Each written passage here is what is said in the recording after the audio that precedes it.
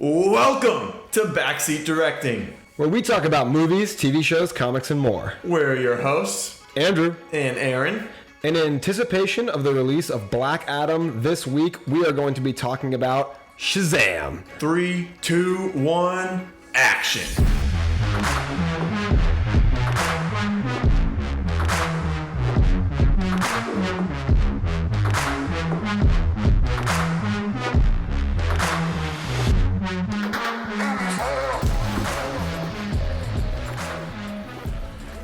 All right, Andrew, as you just said in our intro, this week Black Adam comes out and we're going to go watch it. Before that happens, we got to talk about Shazam.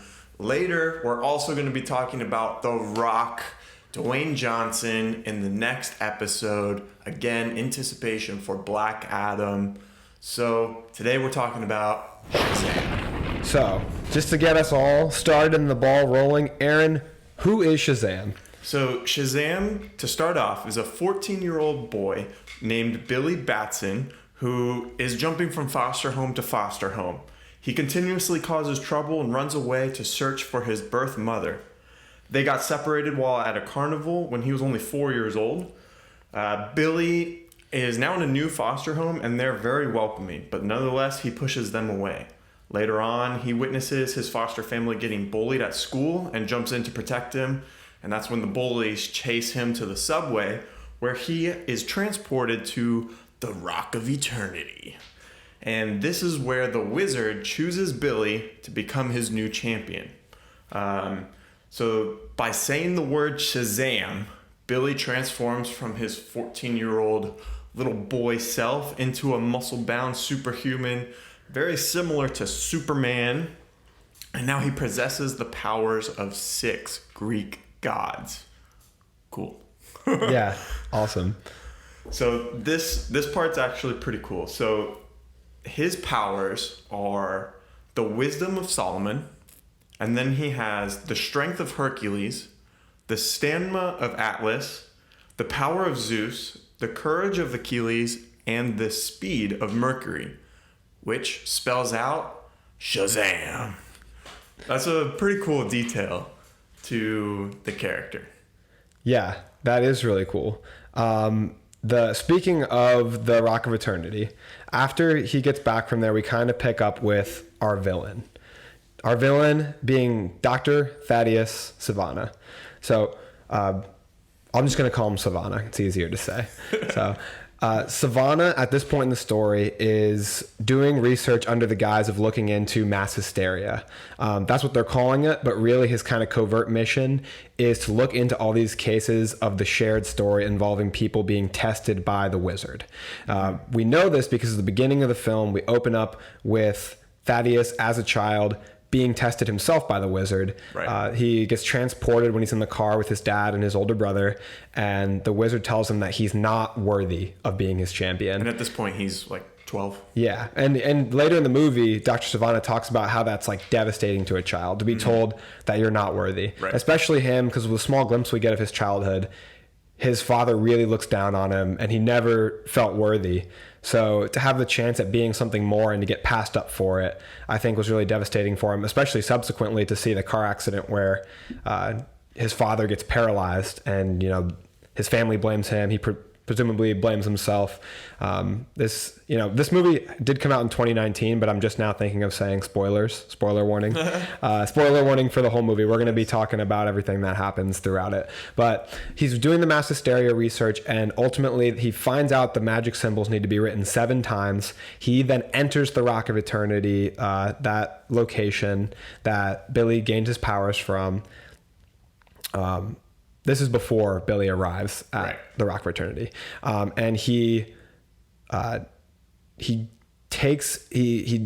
of accepts the temptations offered by the 7 deadly sins. So the 7 deadly sins in this story are sloth, greed, gluttony, wrath, lust, pride, and envy. So he accepts their temptation and grabs the magic glowing ball. It pops into his skull, and we see the Dr. Sivana we know from the comics with the scar and the glowing blue eye. Right. And he develops, he draws the 7 deadly sins into him and develops the powers from there. And he's kind of just influenced by them throughout the rest of the story. Yeah, and then his mission throughout the story is to find Shazam and basically take his power, so he's now the strongest on Earth. Yeah, the 7 deadly sins warn him that there is one who would be stronger. Right. Because in his kind of newly necessary urgency to find a champion, the wizard Shazam kind of picks Billy because he sees somebody who has these potential of greatness, yeah. And he isn't able to see that perfection he's looking for, but Billy brings up the fact that maybe that doesn't exist anymore. Right, and that's what kind of convinced the wizard Shazam to let Billy be the champion. Which is comic accurate, by the way. I'll talk about that more later.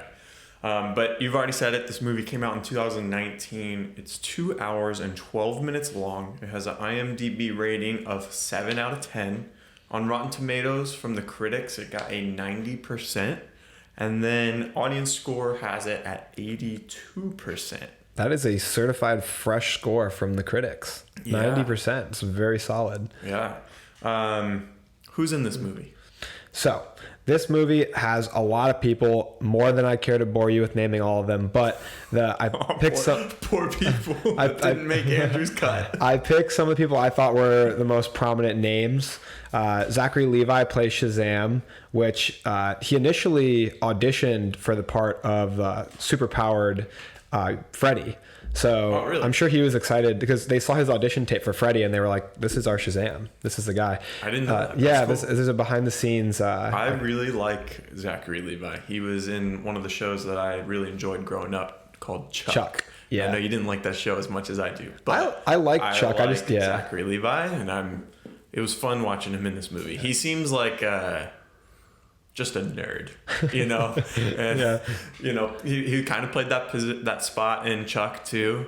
And then, I don't know, you can just tell that he's having a good time in this role of Shazam. I think that one thing the writing and acting of Zachary Levi and this film in general does is really portray how excited like a kid would be to be transformed, not just into an adult, but into like a super powered adult. Because a lot of times throughout the movie, he's just having fun and experimenting and being excited that he can jump or fly or like buy alcohol. Like they don't really like make him overly noble, you know, in the pursuit of him being a hero. They're like, he's a kid. He just got powers. Like, taking pictures with civilians for money. Yeah.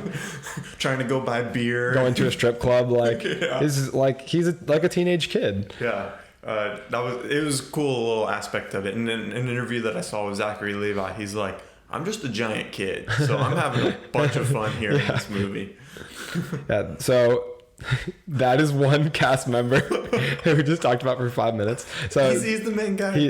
He's the man. I do like Chuck. I just felt like it got repetitive. I didn't finish it, and I love Zachary Levi. You have bad taste. I understand. So Zachary Levi is Shazam. Asher Angel plays Billy Batson, which is the young, our hero who transforms into the champion Shazam. Mark Strong plays Dr. Thaddeus Sivana, our villain.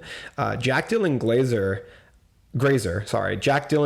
plays Freddie Freeman, who I think the first time I saw this movie for sure was like the standout performance to me in this movie. Didn't expect to like him so much, and I feel like in a lot of ways he kind of stole the show. Like, I don't know how. I mean, I know Zachary Levi was great, but I was like, who's this young kid that's like killing all these line deliveries and making me laugh every 10 seconds? He's the best friend. Yeah, Freddie. Yeah, Freddie's. Yeah. He's great. Like the dark humor he has when he opens, he's like, this house gets real Game of Thrones like late at night. Don't let him fool you. I love Freddie, and I think that this young actor. He has crutches. So when Billy first gets into the bedroom with him, because they're sharing a room in their new foster home, he's like, yeah, they're terrible here. I got pushed out the window. He's like, oh, you look at me. Why so grim? He did a great job. I think that he really stood out to me watching this movie. Amongst a lot of more seasoned and older. I mean, he's acting right alongside full-grown adults. He's the main counterpart to Zachary Levi for most of the film. But then we've also got, I hope I'm pronouncing this correctly, Jimon Hansu as the Wizard, as Shazam. We have Adam Brody as superhero Freddy, Ross Butler as superhero Eugene. And those are the ones that I felt like I would devote more time to. But there's multiple other, fairly well-known actors in this movie who I think everyone in the cast did a good job. I didn't have any complaints about any of these actors or actresses. Yeah, so a big part that goes into the movie's success is the director. We like to pay homage to cinematographer and all of that. So Andrew, who's taking charge of this movie? So the director's David F. Sandberg, and I thought that he did a really great job. This movie pulls together a lot like an MCU movie, yes. And I felt like it didn't feel like cheesy or forced or copied. It just felt like DC in their Snyderverse or whatever you want to call it was touching on a character that fit this vibe more. He's a little bit more action comedy, family-friendly hero as opposed to like their Batman versus Superman movie. Yeah, it was a complete story. I thought he pulled it off really well. Yeah. And we'll talk more about our opinions too coming up. Yeah, and then the cinematographer is Maxime Alexandre. Okay. What else has he worked on, do you know? Nothing I know off the top of my head, but I can find out. All right. While you're doing that, we'll kind of dive into some of my thoughts of the movie. So Shazam is part of the DCEU, which is the universe with Henry Cavill's Superman, Ben Affleck's Batman, and all of those Justice League characters. We got Wonder Woman as well. But in this movie, it's a standalone movie. None of those characters are in the movie per se, but there's definitely some like Easter eggs sprinkled in. Overall, I went into this movie with low expectations because I was rewatching all of the DCEU and a lot of the movies for the first time recently, like within the last 2 weeks. So I just got done watching some of the other movies like Batman versus Superman and the Justice League and all that stuff. So they were like kind of underwhelming. They had good parts to it, but overall I didn't enjoy them as much as like a Marvel movie. So I went into this one with lower expectations, but I knew I liked Zachary Levi. And then obviously I know that Dwayne Johnson is playing Black Adam coming up. So I wanted to watch this movie, and I ended up enjoying it a lot more than I thought I was going to. And I went into the movie without any comic knowledge per se of Shazam, which is sometimes fun, going in and learning the character for the first time on screen. But then it's also fun to go back and look to see what the comics did with the character, which we'll dive into a bit as well. But yeah, I like this movie. I'd say it's probably tied for first place as my favorite DCEU movie with Man of Steel. I want to say it's tied because I feel like they're almost two different genres of movies. Like I like them for different reasons. Like Man of Steel is very serious and dark and grungy and realistic and kind of in its own way, right? And then Shazam is more bubbly and charismatic and funny. And I liked both aspects of it, and it's cool that they're within the same world. And maybe one day we'll get to see them collide, and that would be a cool dynamic to see. But those are my two favorite DCEU movies. Andrew, what did you think of Shazam? I really like Shazam. Touching on what you said, I think I like Man of Steel a bit better. And I think the main reason for that, though, is because I think that it's edged out by the villain in Man of Steel being so much better, in my opinion, than the villain. I wonder why that is. the villain in Man of Steel, like Zod, is incredible. Yes. Dr. Sivana is okay. I think he's a good villain. I think he's pretty far from a great villain, though. I said why that is because Black Adam is supposed to be the main Shazam villain, so we kind of got that removed from the story, and we'll talk about that more at the end of this episode and even further when we get to the Rocks episode. Dude, if Dwayne Johnson was in this movie, then it'd be some tough competition for a villain, for sure. For sure. But I do really love Shazam, though. In theaters and when I just rewatched it yesterday, I laugh out loud at this movie.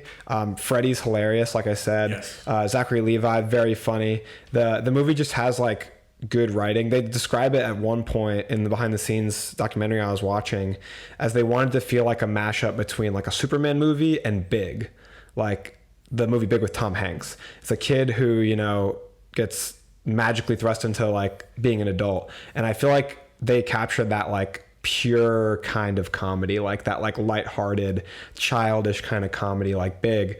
And then there's these superhero elements as well. I think the movie worked out really well. So I enjoyed it. I think my number 2 spot in the DCU is pretty high. Yeah, I think number 2. Suicide Squad 2 is really good as well. Oh yeah, I forgot about that one because I haven't rewatched that one yet. I think I would still put this just above that. But I'm going to wrap back around to our discussion on the cinematographer and director. Cool. So I looked into what else they've worked on, which the cinematographer Maxime Alexandre has worked on. Their notable works, it looks like, are the movies Maniac, Crawl, and a Resident Evil film, all horror movies. And then the same for David F. Sandberg. His other notable works besides Shazam are Lights Out, Annabelle Creation, and it looks like a prequel or sequel, Lights Out, as well. So one thing I saw in that behind the scenes video was them talking about how the production team, especially the director and cinematographer, are known for horror movies, and how they thought that it would be a good fit for the comedy in this movie because it's very, very similar, they say, directing comedy and horror, because both are about manipulating the emotions of the audience, both are about pointing them in one direction and it's a misdirection and it's not what you think, and both are about getting like a visceral reaction in your seat, like whether it's a jump or like a big laugh. So they feel like the two are very similar, which I thought was really interesting. That's an interesting correlation. I mean, I have a very different feeling watching a horror movie than I do watching a funny movie, so it's funny to hear that it's feels similar to them creating them. Right. That is cool. So the budget for this movie was $100 million, and in the box office, it made $366 million. So not bad, not great, especially for our superhero movies in this time. But a 90% on Rotten Tomatoes. So like we talked about before, different ways to measure success. You know, obviously you want financial success, especially so you can, you know, have a sequel to the movie, because they don't make them for fun. They they have to have financial success, but it doesn't seem like really a loss, but definitely I'm sure lower than they expected to make. Yeah, and I wonder if has anything to do with being connected to the DCEU, because yes, a lot of people love those movies and will go out and watch those movies, but then there's also like fans who kind of just like superheroes for what it is and don't really care about the comics necessarily. And if kind of being compared to Marvel with a very good track record and then jumping over to the DCEU, it feels a little disorienting at times. And 2019 was an especially bad time for DC because Justice League came out in 2017 to really poor audience reactions and critical reviews. So it wasn't the highest confidence, you know, time period for DC to put out a movie. Because I didn't go see this in theaters. Like, I didn't care about any of the DCEU until recently, mainly because we have a podcast and I have to talk about it. Yeah.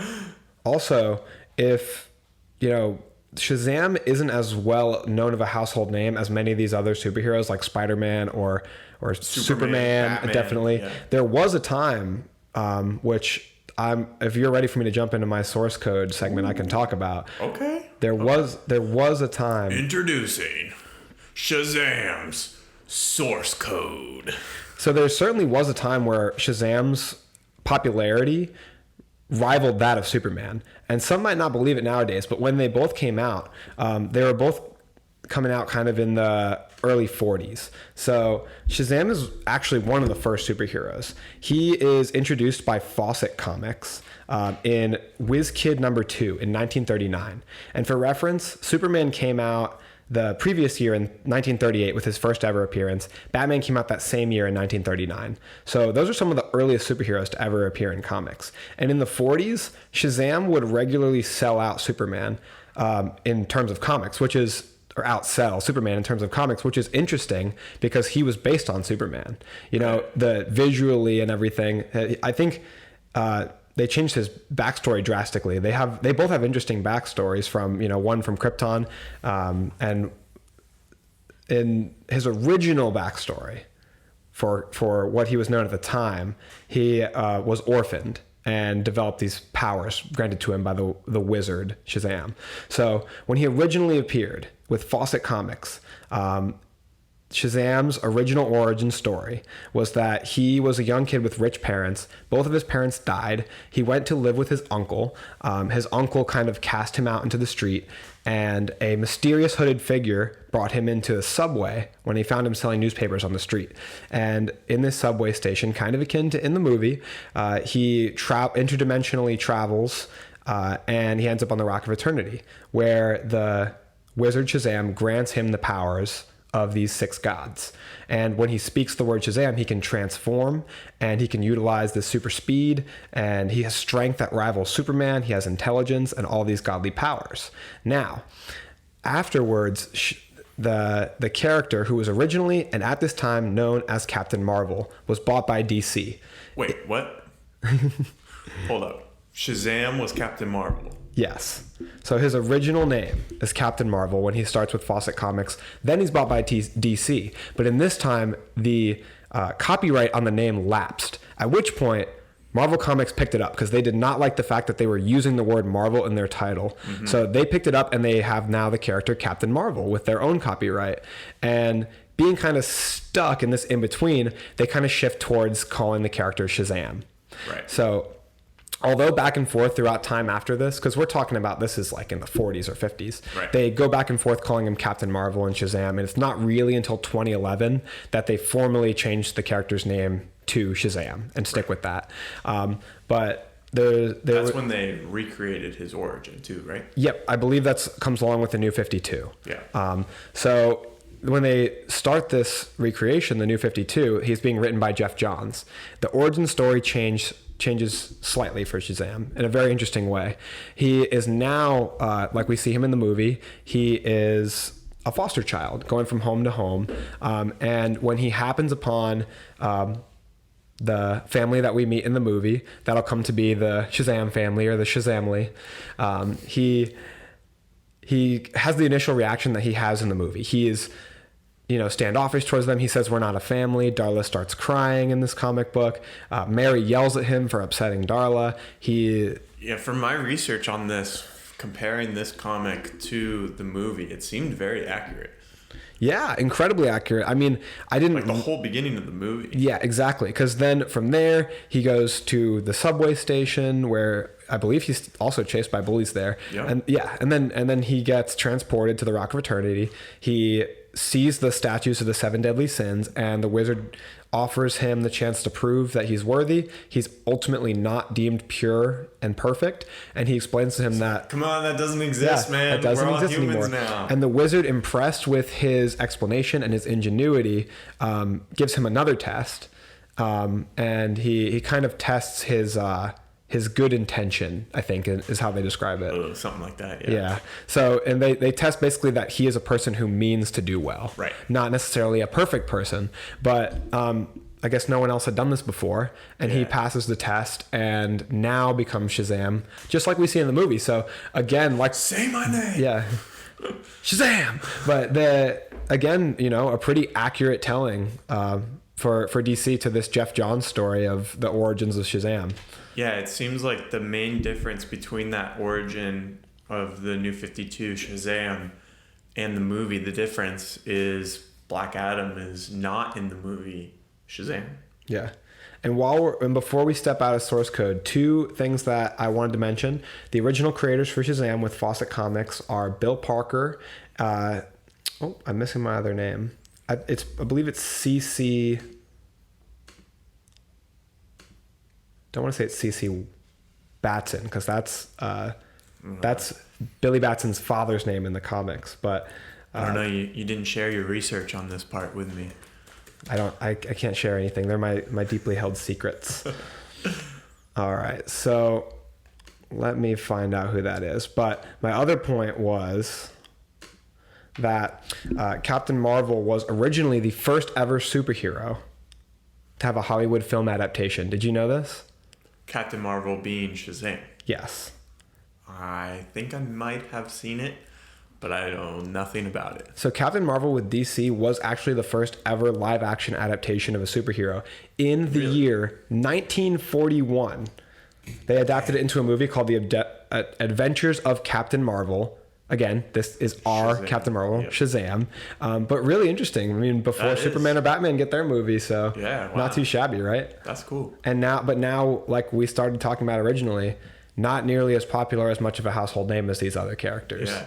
Do you know, it's probably at the New 52, right? Is that when Shazam entered the same world as Superman and Batman and all the other Injustice League members? He would have entered the same world as the Justice League members when DC purchased him. So, before the 50s. Gotcha. The original creators for Shazam were C.C. Beck and Bill Parker. There you go. All right. Now, if you made it this far, thank you. We appreciate you. Go ahead and like and share and give us a 5-star rating. Yeah, make sure to rate and review us. And like Aaron said, share us with your friends. It helps us out a ton. We appreciate anybody who listens in any capacity. Even if you don't like and share, we still appreciate you guys very, very much. Yes. Thank you very much, Mom. You're one of you. No, we post every Monday and Thursday. This Thursday, continuing our build up to Black Adam. We're going to be talking about Dwayne "The Rock" Johnson. I'm excited for that episode. But let's get back into Shazam. Where should we go next, Andrew? So, I have told the audience all about where he originates, but when he puts his hand on the staff and says that name, he transforms. What can he do? Oh, so like we've talked about before, he has the power of 6 Greek gods. So he has the wisdom of Solomon, which basically means he has perfect recall. He can finesse his way with others. And he has very good strategic, tactical skills, and he knows multiple languages. That's pretty cool all on its own. Like, wait, he still has 5 other superpowers after that? I mean, I watched the movie last night, and I don't think they really touched on the wisdom of Solomon. Yeah. He definitely just seems like a goofy young kid, but he's still learning in this movie. Yeah. So maybe we'll be able to see more of that in the second Shazam. Honestly, he didn't really get like a training arc. He figured out his powers with Freddy, but the wizard was, which was cool. The wizard, it was great. I love those scenes. It felt like very natural, like a 14-year-old would go through testing his abilities. The style they shot it into, like a YouTube video, and they're like, take one, flight. Does he have flight? Very like fun and like off the cuff and entertaining. So when we're I just watched this like 2 weeks ago, and you just watched it yesterday for your rewatch. And I was like, man, that's what we need to grow our YouTube. We need to find a superhero. Oh, this is an open casting call to any superhero who wants to help us grow our business. And in turn, we'll give you a lot of good free publicity. Yeah, we have food. Snacks. We have snacks. Snacks. We might not have a full pizza, but there's chips. Yeah, Andrew does eat a lot, so I get here quick. All right, let's move on. He has the strength of Hercules, which basically means he can fight Superman. Yeah, he can go toe-to-toe with the strongest man in the world, in the universe. What else could you say? Like what? See, like my question to you, that's a superpower in itself. Like, yeah, he can do all this other stuff. For these facts, are we sure Superman's the strongest? These facts are pulled from the Marvel Wiki, so most of them are going to be based off Marvel comics and their continuity. Or no, this from the DC Wiki. Oh my God. Whoa. Sorry, it's a little confusing with his name being Captain Marvel. That's the only reason. They did it themselves. So this from the DC Wikipedia Marvel might have page. won that battle. So these are going to be based on the DC continuity in their comics. Aaron, do you think the movie that we're watching, do you think Shazam. that Shazam can go toe-to-toe with Henry Cavill Superman? We saw Henry. The thing that always jumps to my mind, we saw Henry Cavill Superman pulling that giant boat, like the huge, what would you even call that, battleship or something? He's like pulling it like across the ocean, like. Yeah, I think as of right now, where we've seen Shazam, no, but I think maybe in a movie or two, possibly yes, because from the sound and list of all of his powers, it seems like he basically can match Superman in any capacity, and in some ways it seems like he kind of outpowers him in certain aspects. Well, speaking of that, in the comic like canon, a lot of times Superman is considered vulnerable to magic because like they have to write different weaknesses in to make Superman defeatable. Right. And one of them they have often written in is weakness to magic. And Shazam's whole thing is magic. His powers come from magic. So his lightning, his power, you know, the lightning bolts he shoots are magic. So that's definitely something to consider when we're seeing if he can go toe-to-toe with Superman. What do you think? I say movie version of Shazam, so far, like you said, no. But comics version of Shazam versus comics Superman, I really think Shazam could win that fight. I think he's one of the few people who could. Yeah. I heard somewhere that the only answer to that question is it depends on who the writer is. Yeah, well, I heard that somewhere too. That's so funny. I watched this video today. I think it was Variant Comics gave us some of our information, so thanks to Variant. Yeah. All right, moving on. He has the stamina of Atlas, so extreme endurance. He doesn't require food or water while in his Shazam state. I wish I had that. To be super strong and fit and not have to eat so much food. Oh, perfect. However, in the movies, we do know he requires having to use the bathroom. Yes. That's because he's still got a little boy's bladder. The power of Zeus, which we kind of touched on. So he's got the powers of lightning, and that's kind of what helps him transform and stuff. But then he can also shoot that lightning out of his hands, which we see in the movie. He had, like, electrokinesis. Dimensional travel. He has the power of healing and distribution of his powers, like we see in the final scenes of Shazam, where he gives an element of his powers to his foster family, creating the Shazam fam, if you will. And then he also has size alteration and summoning, so he can move objects and change his body composition and size, which we didn't see too much other than him going from 14 Billy to Shazam adult. Yeah, we did also see him bring all of them out into the real world from the Rock of Eternity, which I think is kind of under the umbrella of those powers as well. Not exactly summoning, but kind of like the opposite. Yep. Well, that's dimensional travel, I guess. Yes. Courage of Achilles, indomitable will, immortality, invulnerability. So he's immune to bullets, as they found out while the convenience store was getting robbed. You have bullet immunity. Like, wait, we don't know if it's the suit or your skin. Shoot him in the face. Wait, what? It's one of the best lines in the movie. Definitely spoken from the person who is not getting shot in the face. And then wrapping up the sixth god, he has the speed of Mercury, so he can run at the speed of lightning, which is 1/3 the speed of light. So kind of fast, I guess. Right? I love the way the super speed looks in this movie. I don't know about you, but the way he's kind of just like a red blur. Yes. And like he's at the next location. The way he grabs the gun from the robber, or he hits that first criminal and the lady was pepper spraying him. I think that it looks really stunning. Yes, I enjoy his the way his speed is shown on screen much more than they displayed the Flash's speed. I like that they choose to display his speed instead of just having him fly. I think speed looks really cool on screen. Yeah. I do like their depiction of speed for the Flash. I like the way everything gets these little electrical zaps in the vicinity. The electric part's cool. But this isn't a Flash podcast, so let's move on. Yeah, if not, we wouldn't be finishing it for another decade. And then he has flight and the superhuman reflexes, so he's awesome, fast all around and can fly. Did your camera die? It's dark. Son of a gun. And we have Andrew back. His camera decided to go to sleep. I thought you left me behind. All right, Andrew. Throughout this movie, we kind of touched on it, that it's within the DCEU, and there is a little bit of stuff hidden within the movie, some Easter eggs, if you will. What are some of the things that popped out to you since you just watched this movie yesterday? Yeah, like we said, Aaron watched this movie 2 weeks ago, and I watched it last night. So I was rewatching it, so I was lucky to be able to focus a little bit more in on small details, and I tried to catch all the Easter eggs in the movie. I didn't want to like go through a YouTube video and steal their Easter eggs. I wanted to see what I could get. So if you're watching this segment, comment down below and let me know what I missed.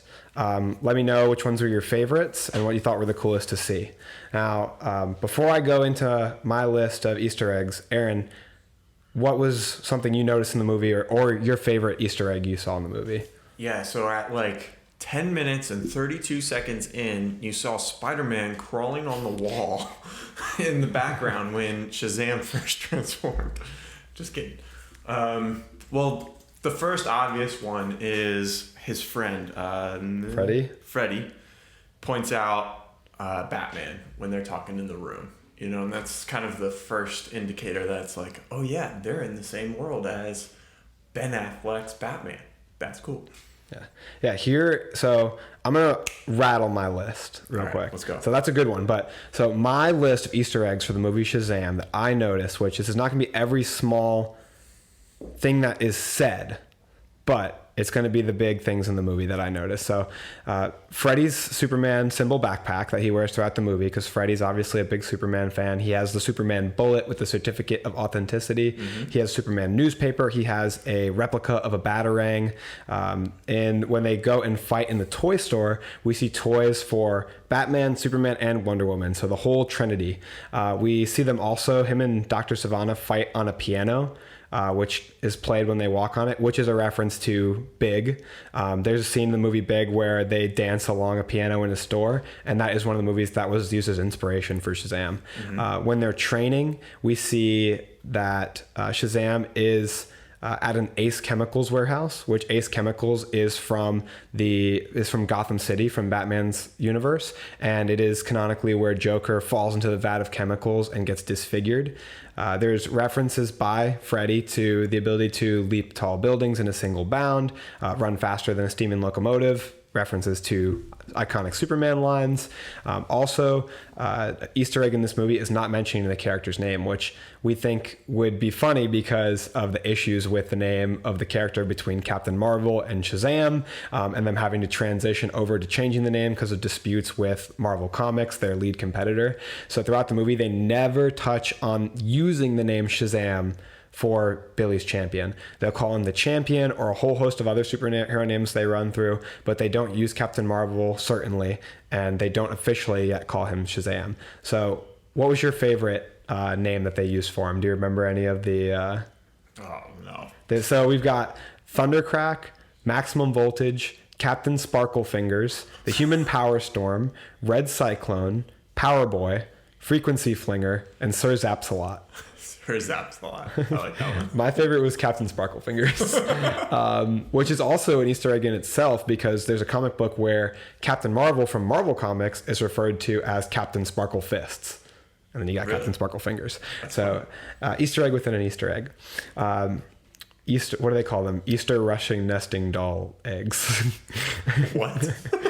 So you've also got a Batman backpack that you can spot in the hallways of their school, Fawcett High, which in and of itself is another Easter egg. Fawcett High School, the name of the school, is paying homage to the original company, Fawcett Comics, that created the character in 1939.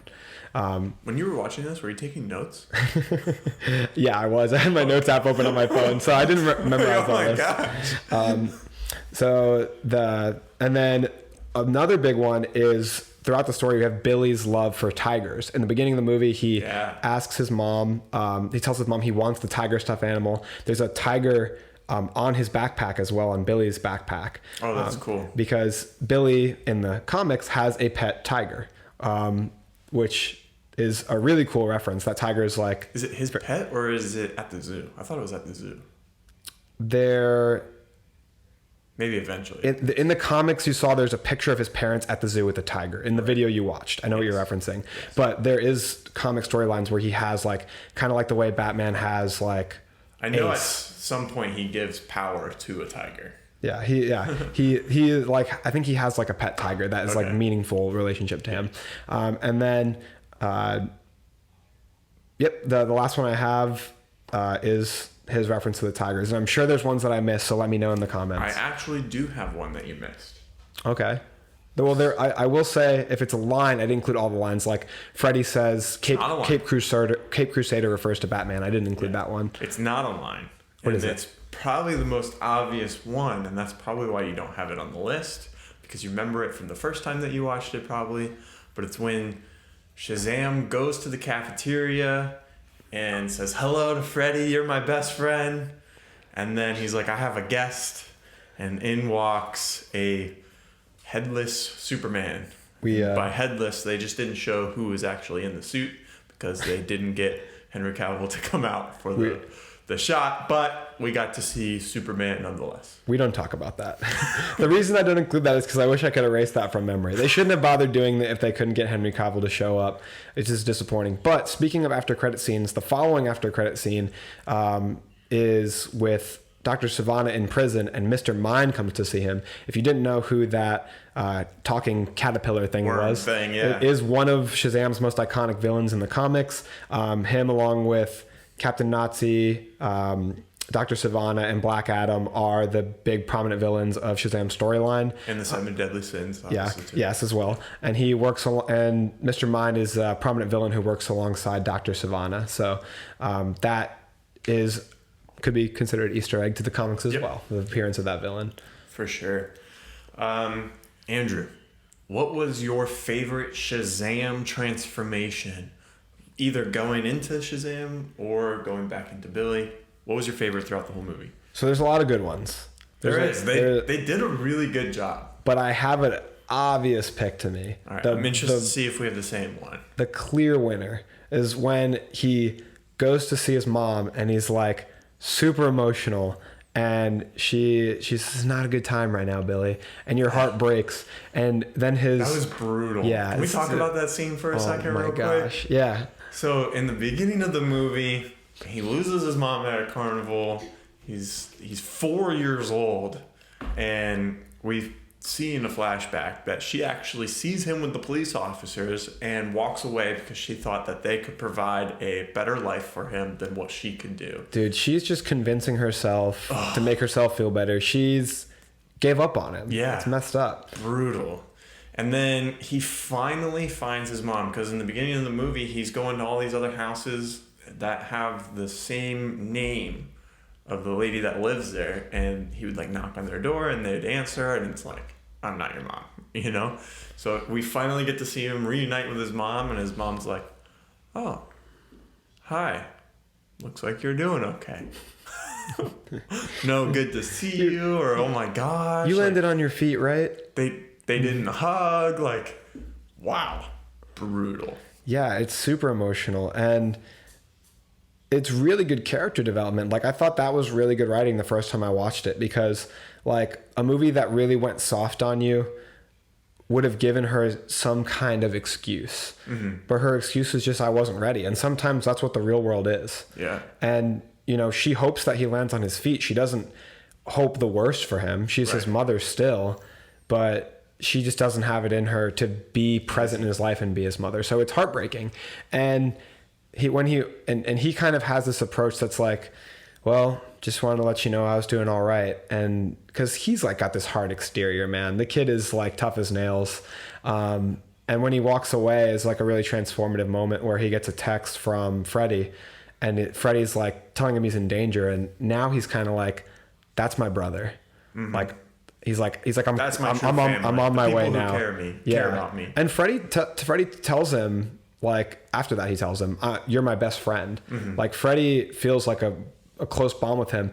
And so, like, he runs up to the roof to go save his brother. And I'm pumped. I'm like, "Let's go." And he jumps off the roof and just Shazam! He, like, leans back. Yeah. His feet kicked back.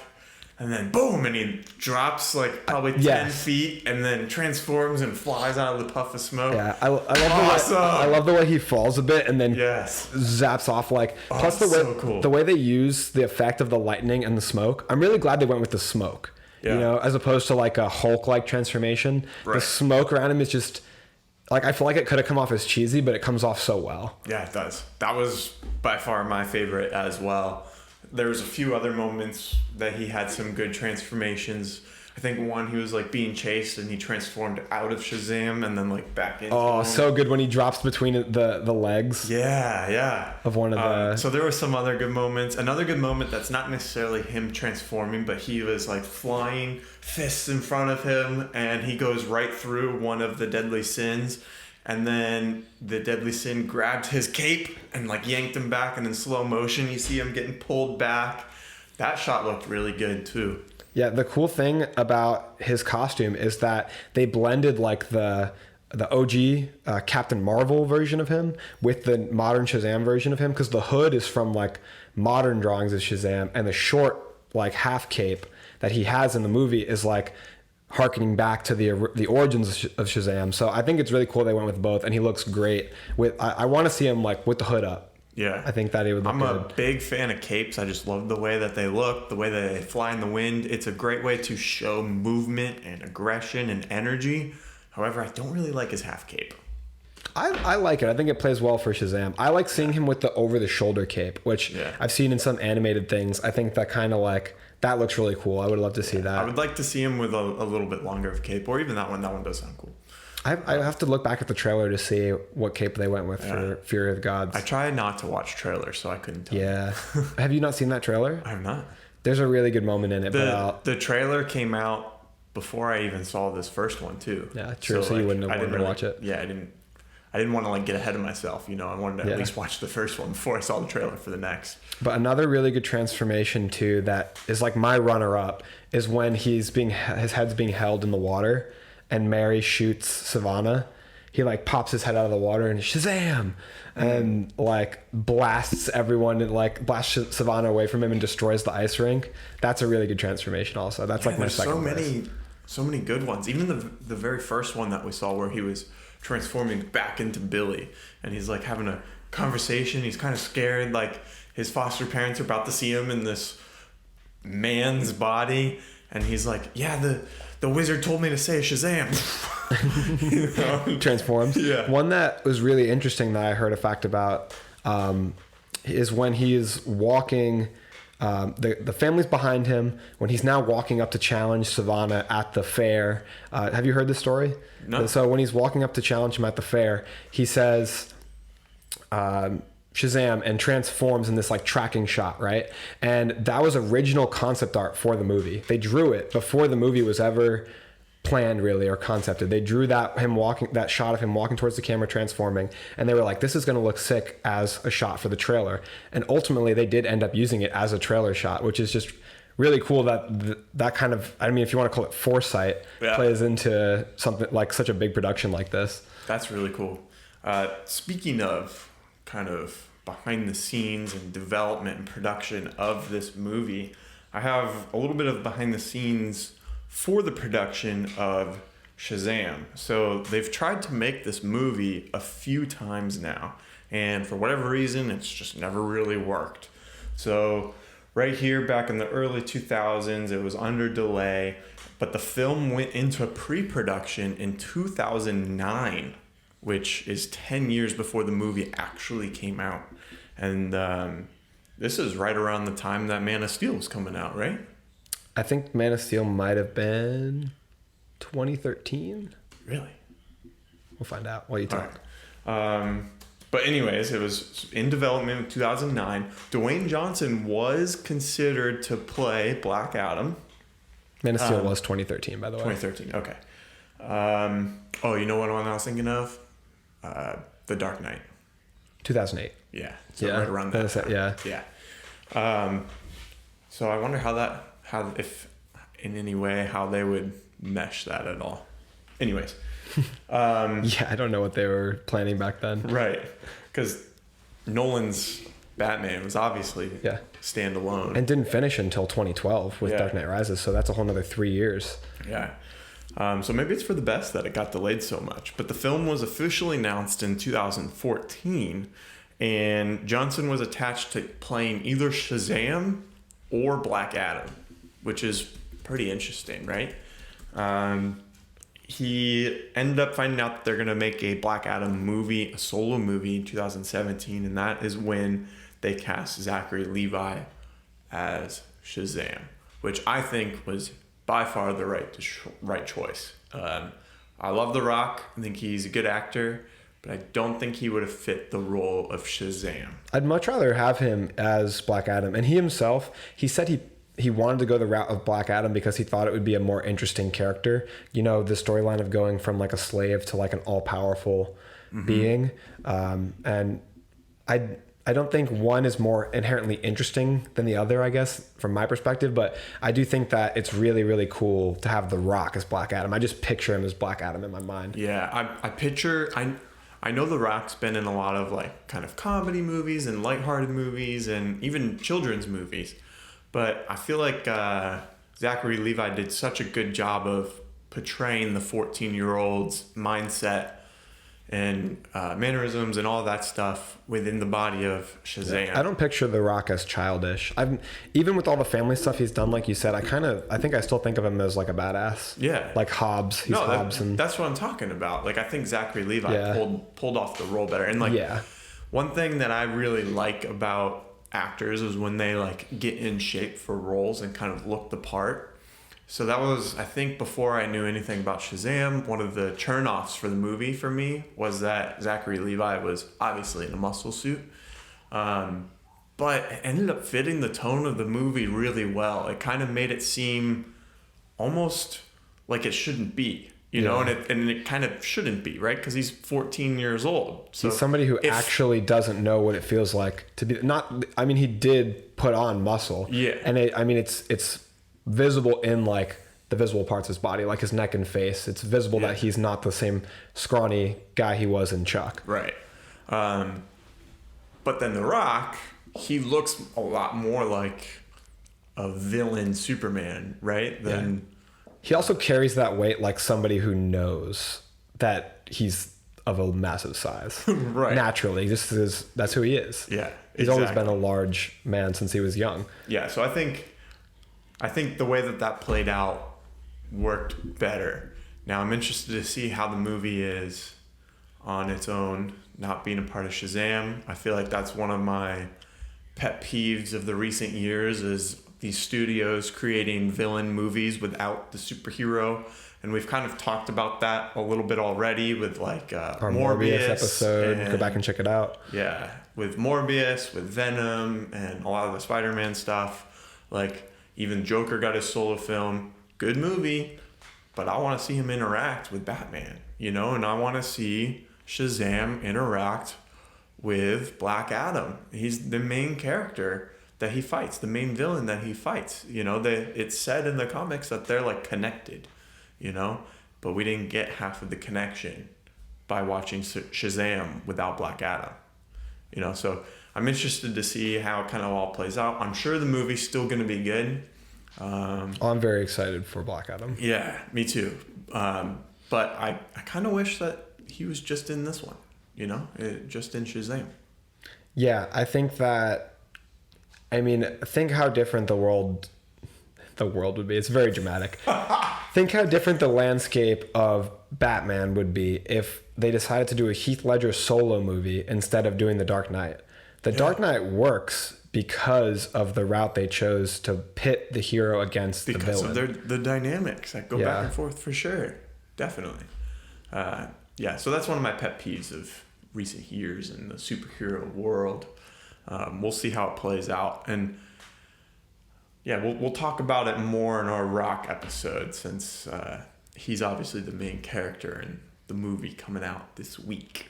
So, Andrew, do you have anything else to add to our Shazam episode? I have a closing question for you. Oh.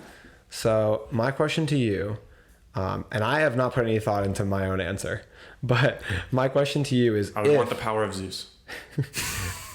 That's a good one. I would take the speed of Mercury probably. But my question to you is, if you were going to say the word Shazam and transform into a larger version of yourself, can you think of somebody that in the real world that would be the person you would transform into, like Dwayne Johnson? But who would you choose as your avatar? Who would I choose because I like the way they look, or who would I choose because they remind me of myself just in better shape? Maybe some combination of the two. Let me think. Do you have any idea while I think? I don't know. I just want it to be somebody with red hair still. It's too much a part of my identity. Who's large with red hair? I don't know. I only look for white guys with Would I transform into Carrot Top? Carrot Top's jacked. I feel like I'd want to look at pictures of different actors to figure out who that would be. I don't know one off the top of my head. I'm trying to think. What about that Olympic snowboarder, Shaun White? Does he have red hair? He does. He'd probably be like a bigger version of me. Not by much, I don't think. Yeah, but he's a lot more in shape. Probably. He's won the Olympics a few times, so I imagine he's got a little bit of... At least in terms of skill. At least in terms of skill, that would be my transformation into a Shazam.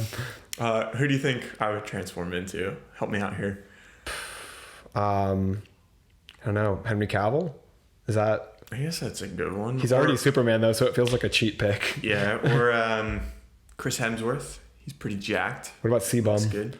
Who? C-Bum? You know who C-Bum is? Oh, he's like a weightlifter. Yeah. I don't know. I'm sorry I didn't answer your question. I'll show you who it is. I would say Chris Evans would be a good one too. Put in the comments who you think we'd turn into. Let me know who the Jack Ginger is. Yeah, and the Super Aaron. All right. Is that the end of this episode? Yeah. I feel like we just started. I know. This time flies when you're having fun. I hope the 3 people that are listening had as much fun as we did, because I love making I learned so much researching this episode. Like, I did not know that Shazam had the first ever live action movie, or that I didn't know he came out and debuted in 1939, like right next to... I knew Batman, Superman, what year they came out, but he's right next to them. Like, I was shocked. Yeah, it's cool learning different things about how movies are made and kind of what goes into creating a cool story and stuff. What about one more final closing question? Yeah, We're wrapping up so slowly. Don't let it end. Don't let it die. We're just dragging people along. Who's your favorite member of the Shazam family outside of Shazam? What's the youngest girl's name? Darla? Yes. That's such a good pick. She is top tier pick. Hilarious. I really like Eugene also. Like, he hits himself with the nunchucks. Yeah. He's like always making the video game references, like Hadouken. Yeah. Like, Freddy's also the obvious pick because he's so funny. Honestly, man, they're all really good characters. At no point are you like, man, I can't wait for the main characters to get back on screen, or like, man, this character's kind of annoying or anything. They're all like really good. They also wrote 5 individual characters for the Shazam family that have their own unique personalities. Yeah. Like, Freddy is totally different from Pedro, is totally different from Eugene. Like, it's cool how they, like, Pedro's like quiet. He's quiet and he's into fitness. Like, they've got them all. Like, Darla's, cares about animals, and she is like very talkative and like outgoing. Like, they're all unique. You're my brother. Yeah. I'm not actually your brother. When he made her cry, like, everyone in the theater was like, we don't like Billy Batson anymore. Yeah. All right, Andrew, it's been fun. I want to keep it going, but we have to wrap it up.